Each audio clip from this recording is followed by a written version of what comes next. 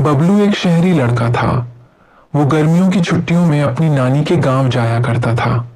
उसे अपनी नानी का गांव बहुत पसंद था।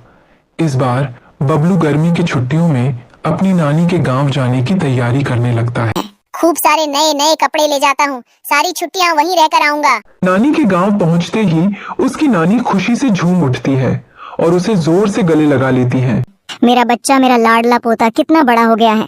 तुझे देखने के लिए आंखें तरस गई थी मेरी। चल अंदर चल, थक गया होगा तू। पता है तेरी मनपसंद सब्जी बनाई है। उसे अपनी नानी के गांव में काफी दिन बीत जाते हैं। एक दिन वो खेलते खेलते एक विराम कुएं के पास चला जाता है। उसने आज से पहले इतना गहरा और अंधेरा कुआं कभी नहीं देखा था। कितना अंधेरा है, नीचे लगता है बहुत गहरा है, पर ये कुआं इतना सुनसान क्यों है? इसमें पानी क्यों नहीं रहता होगा? अगले दिन शुभम अपनी नानी से कुएं के बारे में पूछता है। नानी, वो जो घर के पीछे कुआं है, वो इतना अजीब क्यों है? वहाँ लोग ज्यादा आते जाते भी नहीं। तुम उस कुएं के पास गए थे बबलू बेटा, कितनी बार समझाया है, बिना पूछे इधर उधर मत जाया करो और उस कुएं के पास तो बिल्कुल भी मत जाया करो। नानी, पर उस कुएं में पानी क्यों नहीं रहता? वो कुआं श्रापित है। वहाँ कई सालों से डरावनी चुड़ैल रहती है। पूरे गांव में उसका डर फैला हुआ है।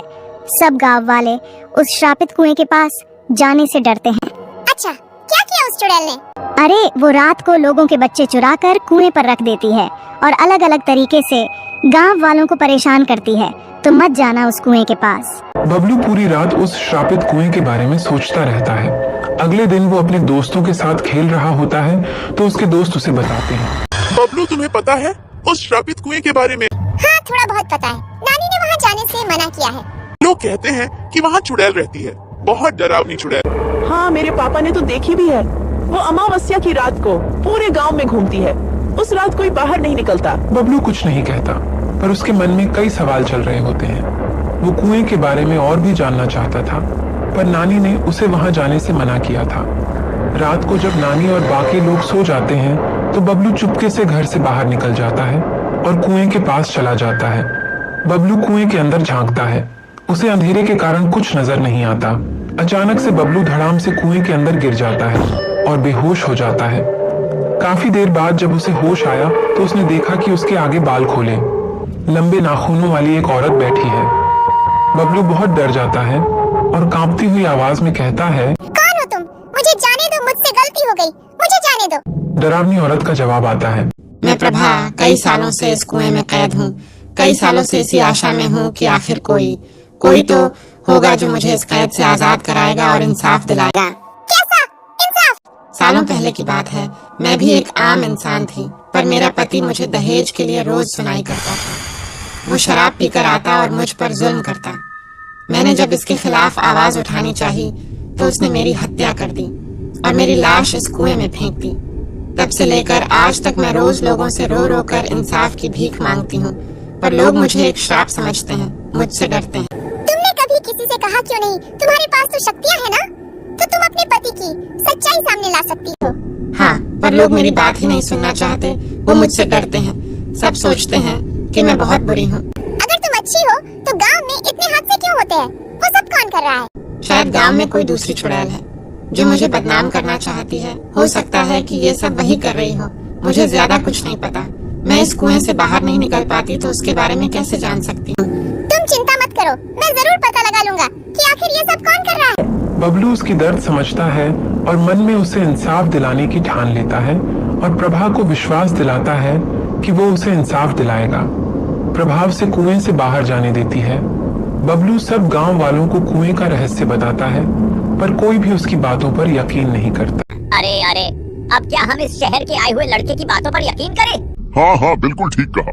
हमें अच्छे से पता है वो श्रापित कुएं की सच्चाई हमारे गांव का बहुत नुकसान किया है।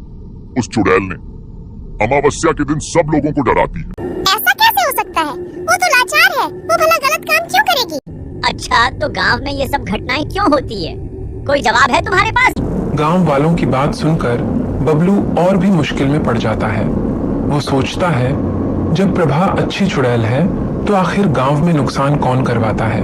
कौन डराता है? ये दूसरी चुड़ैल आखिर है कौन? बबलू अमावस्या की रात को जब सब सो जाते हैं तो वो सच का पता लगाने निकल पड़ता है। उसकी नजर अचानक सड़क पर चलते हुए एक सफेद कपड़े पहने चुड़ैल पर पड़ती है। बबलू बहुत डर जाता है, पर वो हिम्मत नहीं हारता। बबलू उस चुड़ैल के पीछे पीछे जाता है तो वो देखता है कि वो चुड़ैल प्रभा के पति के घर जा रही है।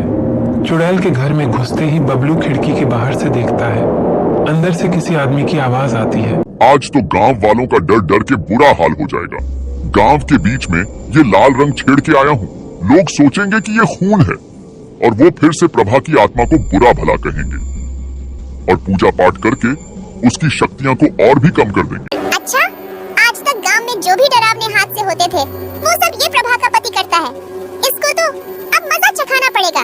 बबलू अगली अमावस्या को फिर से प्रभा के पति का पीछा करता है और रात को गांव वालों को शोर कर कर के उठा लेता है।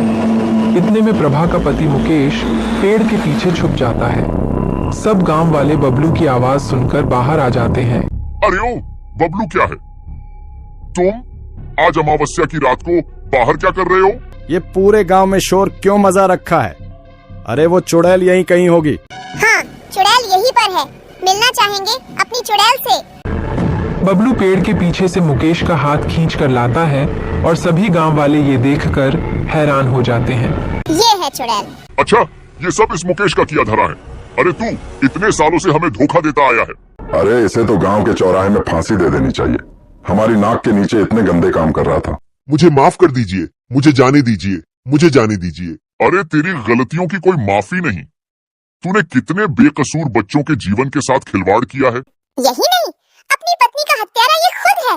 इसने उस पर बहुत जुल्म किए, दहेज के लिए उसकी हत्या की। अरे पर ये सब इसने किया क्यों? इसी से पूछ लीजिए, अपने मुंह से खुद ही बताएगा। सारी गांव वाली मुकेश को कड़ी से कड़ी सजा देने का फैसला कर लेते हैं और बबलू को धन्यवाद देते हैं। बबलू सरपंच के सामने सबको संबोधित करता है। तो देखा आप सबने कैसे हमारे ही सामने दोषी खुलेआम घूमते हैं और हम उन्हें पहचानने में गलती कर बैठते हैं। दहेज बहुत बड़ा पाप है। इसका समर्थन करने वाले बिल्कुल भी क्षमा के लायक नहीं। सब बबलू के लिए तालियां बजाते हैं